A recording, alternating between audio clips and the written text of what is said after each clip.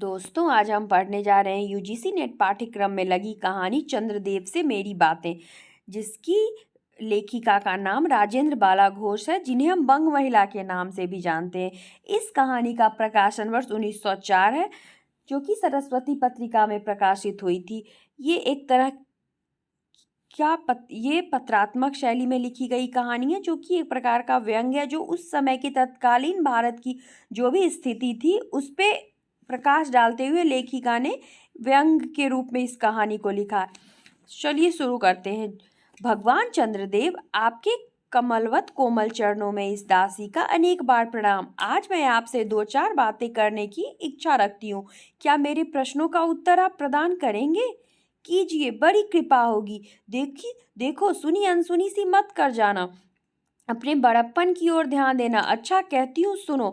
मैं सुनती हूँ आप इस आकाश मंडल में चिरकाल से वास करते हैं। क्या यह बात सत्य है? यदि सत्य है तो मैं अनुमान करती हूँ कि इस सृष्टि के साथ ही साथ अवश्य आपकी भी सृष्टि हुई होगी। तब तो आप ढेर दिन के पुराने बूढ़े कहे जा सकते हैं। आप इतने पुराने हैं तो सही, पर काम सदा से एक ही और एक ही स्थान में करते आते हैं। यह क्यों? क्या आपका डिपार्टमेंट में ट्रांसफ़र होने का नियम नहीं है? क्या आपकी गवर्नमेंट पेंशन भी नहीं देती? बड़े खेद की बात है। यदि आप न्यायशिला गवर्नमेंट के किसी विभाग में नौकरी करते होते, अब तक आपकी बहुत कुछ पदोन्नति हो गई होती और ऐसी पोस्ट पर रहकर भारत के कितने ही सुरम्य नगर, पर्वत, जंगल और झाड़ियों में भ्रमण करते। अंत में इस वृद्ध अवस्था में पेंशन प्राप्त कर काशी ऐसे पुनीत और शांति धाम में बैठकर हरिनाम स्मरण करके अपना परलोक बनाते। तो दोस्तों, यहाँ पर लेखिका ने किस जगह का जिक्र किया है चंद्रदेव के लिए कि वो पेंशन का किस जगह पे हरि नाम स्मरण करते और पेंशन प्राप्त करते? तो काशी जगह है। तो ध्यान रखना है, काशी का जिक्र हुआ है। यह बड़ी भारी भूल हुई भगवान चंद्रदेव, क्षमा कीजिए, क्षमा कीजिए। आप तो अमर हैं, आपको मृत्यु कहाँ? तब परलोक बनाना कैसा? ओहो, देवता भी अपनी जाति के कैसे पक्षपाती होते हैं। देखो ना, चंद्रदेव को अमृत देकर उन्होंने अमर कर दिया। तब यदि मनुष्य होकर हमारे अंग्रेज अपने जाति वालों का पक्षपात करे तो आश्चर्य ही क्या है। तो ये देवता भी अपनी जाति के कैसे पक्षपाती होते हैं, ये महत्वपूर्ण लाइन है। अच्छा, यदि आपको अंग्रेज जाति की सेवा करना स्वीकार हो तो एक एप्लीकेशन हमारे आधुनिक भारत प्रभु लॉर्ड कर्जन के पास भेज देवे।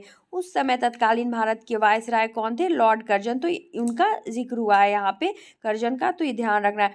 आशा है कि वे आपको आदरपूर्वक अवश्य आवाहन करेंगे, क्योंकि आप अधम भारतवासियों के भांति कृष्णांग तो हैं ही नहीं, जो आपको अच्छी नौकरी देने में उनकी गौरांग जाति कुपित हो उठेगी। कि लेखिका कहना चाहती हैं कि जैसे गोरे लोग भारतवासियों के साथ भेदभाव करते थे, तो आप तो चंद्रदेव गोरे हैं, तो इसमें उनको कोई दिक्कत नहीं होगी। और फिर आप तो एक सुयोग्य, कार्यदक्ष, परिश्रमी, बहुदर्शी, कार्यकुशल और सरल स्वभाव महात्मा हैं। मैं विश्वास करती हूँ कि जब लॉर्ड कर्जन हमारे भारत के स्थायी भाग विधाता बनकर आवेंगे, तब आपको किसी कमीशन का मेंबर नहीं तो किसी मिशन में भर्ती करके वे अवश्य ही भेज देवेंगे, क्योंकि उनको कमीशन और मिशन दोनों ही अत्यंत प्रिय है।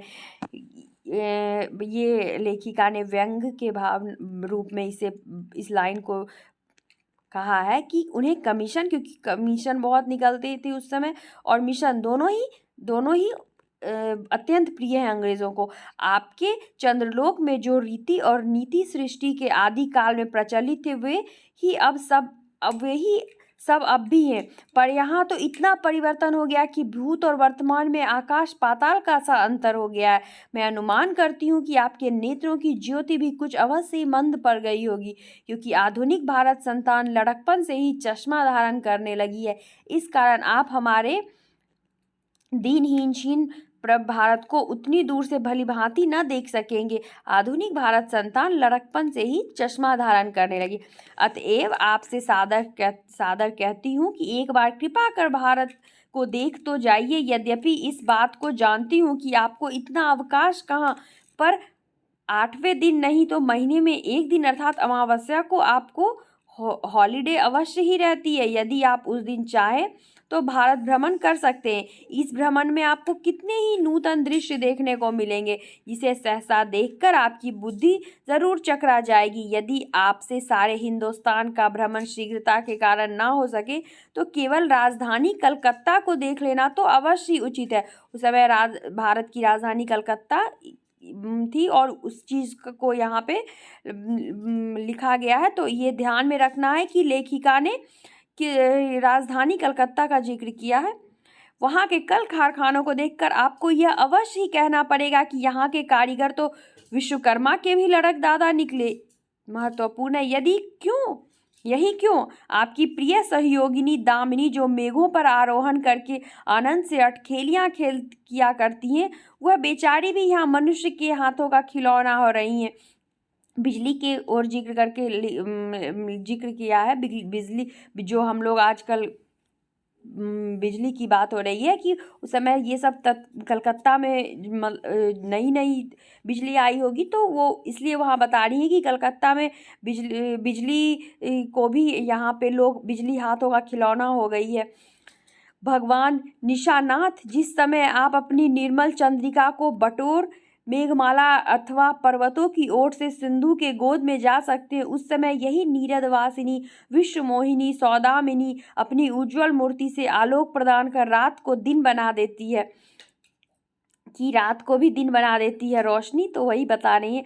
आपके देवलोक में जो जितने देवता हैं उनके वाहन भी उतने हैं, किसी का गज, किसी का हंस, किसी का बैल, किसी का चूहा इत्यादि। पर यहाँ तो सारा बोझ आपकी चपला और अग्निदेव के माथे मढ़ा गया है। क्या ब्राह्मण, क्या क्षत्रिय, क्या वैश्य, क्या शूद्र, क्या चांडाल, सभी के रथों का वाहन वही हो रही है। हमारे श्वेतांग महाप्रभु गण को यहाँ जहाँ पर कुछ कठिनाइयों का सामना आ पड़ा, झट उन्होंने इलेक्ट्रिसिटी को लापटका, बिजली को। अंग्रेजों की तरफ कह रही है कि हमारे श्वेतांग महाप्रभुगण को जहाँ कुछ कठिनाई का सामना आ पड़ा तो उन्होंने तुरंत बिजली का सहारा लिया।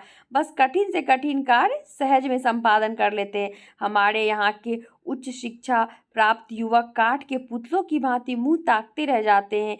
ये व्यंग है कि चूँकि इतनी मशीनीकरण हो रही है कि अच्छे जो शिक्षा प्राप्त युवक हैं वो बस देखते रह जाते हैं।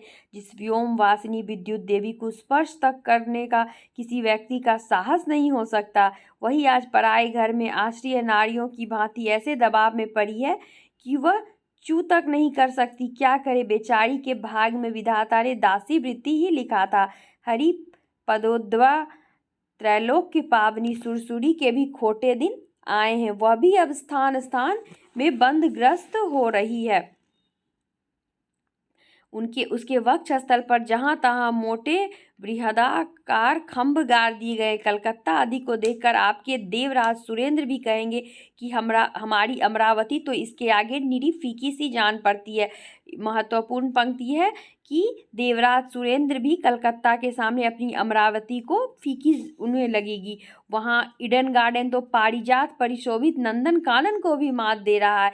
महत्वपूर्ण है कि ईडन गार्डन कलकत्ता का, वहाँ के विश्वविद्यालय के विश्व श्रेष्ठ पंडितों की विश्वव्याधिनी विद्या को देख वीणा पानी सरस्वती देवी भी कहने लग जाएंगी कि निसंदेह इन विद्या दिग्गजों की विद्या चमत्कारिणी है।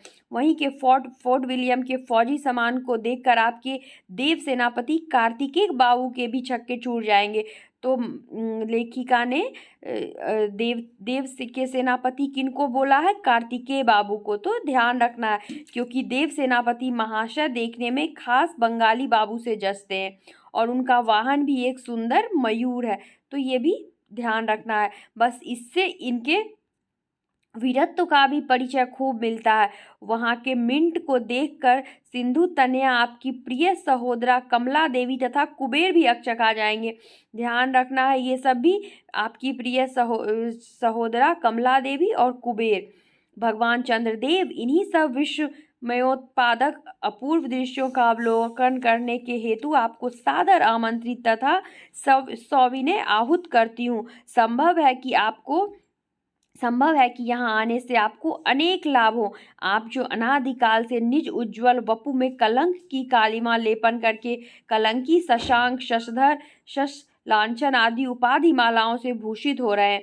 सिंधु तनय होने पर भी जिस कालिमा को आप आज तक नहीं धो सके, वही आजन्म कलंक यहाँ के विज्ञान वेदित पंडितों की चेष्टा से छूट जाए कि आप आइए यहाँ पे, आप शायद आपके ऊपर जो ये कलंक है ये भी छूट जाएगा। जब बम्बई में स्वर्गीय महारानी विक्टोरिया देवी की प्रतिमूर्ति से काला दाग छुड़ाने में प्रोफेसर गज्जर महाशय फलीभूत हुए हैं, तब क्या आपके मुख की कालिमा छुड़ाने में फलीभूत ना होंगे? शायद आप पर यह बात भी अभी तक विदित नहीं हुई कि आप और आपके स्वामी सूर्य भगवान पर जब हमारे भूमंडल की छाया पड़ती है तभी आप लोगों पर ग्रहण लगता है। पर आपका तो अब तक वही पुराना विश्वास बना हुआ है कि जब कुटिल ग्रह राहु आपको निगल जाता है तभी ग्रहण होता है। पर ऐसा थोथा विश्वास करना आप लोगों की भारी भूल है। अतः हे देव, मैं विनय करती हूँ कि आप अपने हृदय से इस भ्रम का जड़ से उखाड़ फेंक दें। अब भारत में न तो आपके और न आपके स्वामी भुवन भास्कर सूर्य महाशय ही के वंशधरों का साम्राज्य है, और न अब भारत की वह शस्य श्यामला स्वर्ण प्रसूता मूर्ति ही है। अब तो आप लोगों के अज्ञात एक अन्य द्वीपवासी परम शक्तिमान गौरांग महाप्रभु इस सुविशाल भारतवर्ष का राज वैभव भोग रहे हैं। अंग्रेजों के तरफ इशारा करते हुए कि गौरांग महाप्रभु, अब तक मैंने जिन बातों का वर्णन आपसे स्थूल रूप में किया वह सब इन्हीं विद्या विशारद गौरांग प्रभुओं के कृपा कटाक्ष का परिणाम है। कि मैंने जो भी आपको अभी तक का स्थिति के बारे में बताया वो इन्हीं लोगों की कृपा का परिणाम है। यो तो यहाँ प्रतिवर्ष पदवीदान के समय कितने ही राजविहीन राजाओं की सृष्टि हुआ करती है, पर आपके वंशधरों में जो 2-4 राजा महाराजा नाम मात्र के भी वे काठ के पुतलों की भांति हैं। जैसे उन्हें उनके रक्षक नचाते हैं वैसे ही वे नाचते हैं। वे इतनी भी जानकारी नहीं रखते कि उनके राज्य में क्या हो रहा है, उनकी प्रजा दुखी है या सुखी। यदि आप कभी भारत भ्रमण करने को आएँ तो अपने फैमिली डॉक्टर धन्वंतरी महाशय को और देवताओं के चीफ जस्टिस चित्रगुप्त जी को साथ अवश्य लेते आए। तो यहाँ पे देवताओं के फैमिली डॉक्टर कौन है? तो धन्वंतरी हैं। और उन देवताओं के चीफ जस्टिस कौन है? तो चित्रगुप्त जी हैं। ये दोनों ध्यान रखने की बात है। आशा है कि धन्वंतरी महाशय यहाँ के डॉक्टरों के सन्निकट चिकित्सा संबंधी बहुत कुछ शिक्षा लाभ कर सकेंगे। यदि प्लेग महाराज आपके चंद्रलोक या देवलोक में घुस पड़े तो वहाँ से उनको निकालना कुछ सहज बात ना होगी। यही सब चिकित्सा शास्त्र के बड़े बड़े पारदर्शी उन पर विजय नहीं पा सकते, तब वहाँ आपके देवलोक में जड़ी बूटियों के प्रयोग से क्या होगा? यहाँ के इंडियन पेनल कोड की धाराओं को देखकर चित्रगुप्त महाराज अपने यहाँ की दंड विधि को बहुत कुछ सुधार सकते हैं। अर्थात ये कहना चाह रही हैं कि आपके जो चीफ जस्टिस चित्रगुप्त जी हैं महाराज जी, वो यहाँ जो इंडियन पिनल कोड है उसको देख के बहुत कुछ अपने में सुधार ला सकते हैं। तो ये इंडियन पेनल कोड का जिक्र, यदि बोझ ना हो तो यहाँ से वे 2-4 टाइपराइटर भी खरीद ले जाएं।